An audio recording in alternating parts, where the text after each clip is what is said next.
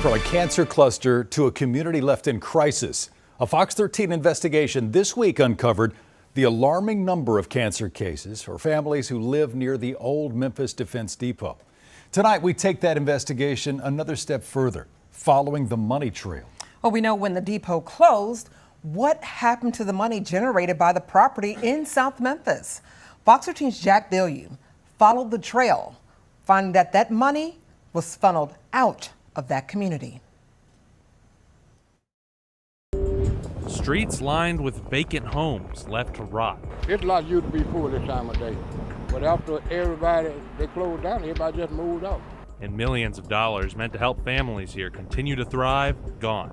What's gone is the Memphis Defense Depot. In its heyday, it helped the U.S. Army win World War II and built an ecosystem around South Memphis. Families found work and the economy thrived.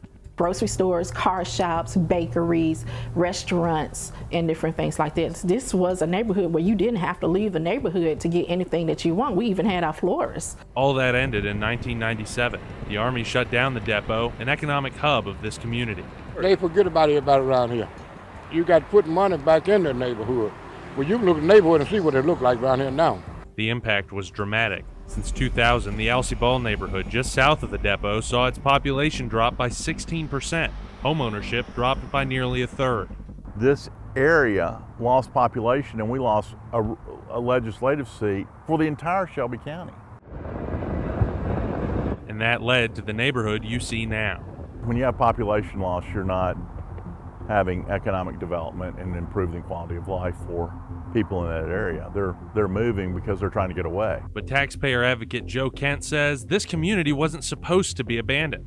The Army left the property to the Memphis Depot Redevelopment Corporation, intended to keep the community thriving. The corporation sold the land and brought in new companies. And they commercialized that property, sold the assets for about $35 million. By 2012, it started doling out money for projects far beyond the depot area. According to board minutes studied by Fox 13 Investigates, a $2.5 million loan for road improvements near the Mississippi River, money to help the airport. More went to a regional economic development plan. We traced millions poured out over the next decade. But then in 2018, it gets really nasty. The depot board does not even convene.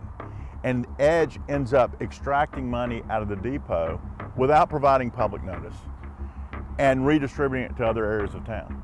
Minutes from June 2018 show the Edge Board authorized a series of grants from Depot Redevelopment Corporation funds. $900,000 for the Greater Memphis Alliance for a Competitive Workforce, $200,000 for rail improvements on President's Island, and $600,000 for the Arlington, Bartlett, Collierville, Germantown, Lakeland, and Millington Chambers of Commerce, benefiting businesses miles away from the old depot. There wasn't any discussions. That's what was so amazing about it. The redistribution, the direct public disinvestment was buried deep in budget documents. Edge continued to hand out millions in grants and loan forgiveness from depot funds until the Depot Redevelopment Corporation was dissolved just 2 months ago in December. The account that once held millions to help the people of South Memphis was left with a remaining balance of only around $2,000. They just diverted the funds. As of yet, the Edge Board has not made a plan to make investments for this community. Fox 13 tried to ask Edge about why they spent the Defense Depot money the way they did. Edge canceled its meeting for January.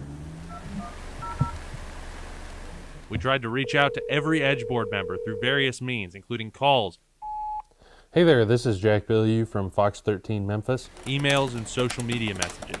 3 Edge Board members referred us back to the Edge staff, so we reached out to an agency spokesperson who declined to appear on camera. She told us those last $2,000 in the depot account were split between Memphis and Shelby County. And nothing I can do about it. Those who live near the old defense depot still wonder how the sale benefited them. I don't know what's happening. How does it make you feel?